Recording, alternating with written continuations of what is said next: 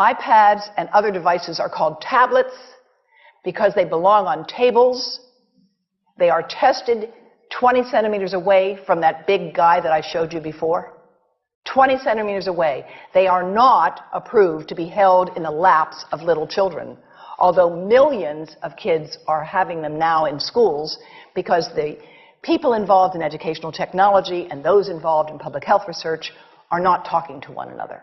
Because if they were, they would understand that you're giving children a two-way microwave radiating device, and if you must give them such a device for learning purposes, put it on airplane mode so that it's not sending and receiving signals as it does otherwise. Now, this is some new modeling, again, that we've developed with colleagues in Brazil, and we can share with you how we've done it. We first start out with the MRI and create the model with 1 millimeter voxels, and this is quite a bit of work goes into creating this, and here is what it looks like after a period of 6 minutes.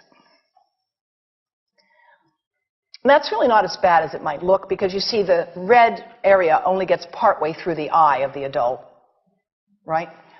The one that we're really concerned about is this one with the young child. And this is a 3-year-old brain that we modeled. And you see that by the end of that 6-minute call, the peak radiation, yellow and red, is getting all the way into almost both eyes. And again, this is one call, and it's not going to kill anybody.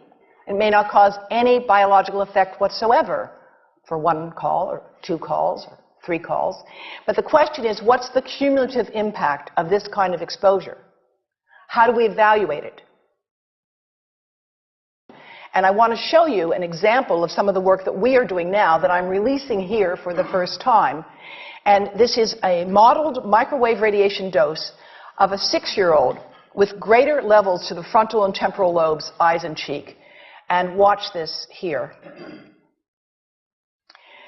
Now, yellow, white, and red are the hottest, all right? And if you look carefully, you will see it's going into the eye, the nose. Do it again, just so you'll get to see it. And partly into the brainstem. Now, that's just showing you that there's going to be some exposure into that area of a young head. It doesn't tell you that there's any biological effect, right? Now, the next slide is going to show you something that might be of interest to students and faculty here. And that has to do with exposure to the reproductive organs. We call them the gonads. I think you say the testicles. And bone marrow. And look here at the radiation as it gets into the groin area. And that's just from having a mobile phone modeled into the pocket. And this, again, is based on a normalized SAR with I think we had a dipole antenna. Now, the breast. The breast is mostly fat, contains a lot of fluid. Things that contain fat and fluid cook faster in the microwave oven. Now, a cell phone can't cook anything, all right? Mobile phones do not pop popcorn. That was a fraud. They don't make any heat that we know of, otherwise they wouldn't be permitted. But they do go through things that contain fat and fluid, and we are now working at Environmental Health Trust with scientists at the University of California, San Francisco, scientists at formerly the president of the American Cancer Society of California, because we are seeing women who keep cell phones in their bras. Has anyone seen a woman put a cell phone in her bra? Hands up, please. Please tell them you've heard now why they shouldn't do that. And here I want to show you our first case report from 2009, and we now have many more. This was a Chinese-American woman who used her cell phone 4 hours a day in her bra for 10 years while she was driving. Now, and you drive with a phone on your body. The phone is smart. It's going to go from one tower to another, and it's going to say, here I am, where are you, here I am. And it's going to be going to max power each time it moves from one cell tower to another. And there it was right next to her chest.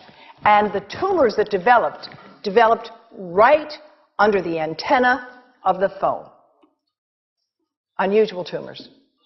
But in the meantime, people have a right to know how you can minimize exposure.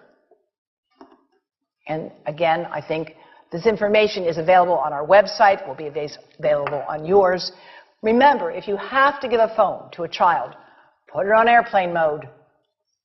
And think about this. That microwave oven, it works because there's a metal box around the microwave signal, and the signal pings all over the place. Next time you get into an elevator or a train for any length of time, put your phone on airplane mode. Otherwise, that signal is going all over the place, magnifying and coming back. Keep the mobile phone away from you when it's on and you are asleep. Now, it takes a village to do a lot of things. These are some of the people whose materials I've used today with their permission, and I can't read this list to you, but I want you to know that I feel really honored to be working with some of the most talented people in the world on this issue. And they have given me permission to share these materials with you. And I leave you with this thought from Albert Einstein. The world is not dangerous because of those who do harm, but because of those who look at it without doing anything. So, thank you. And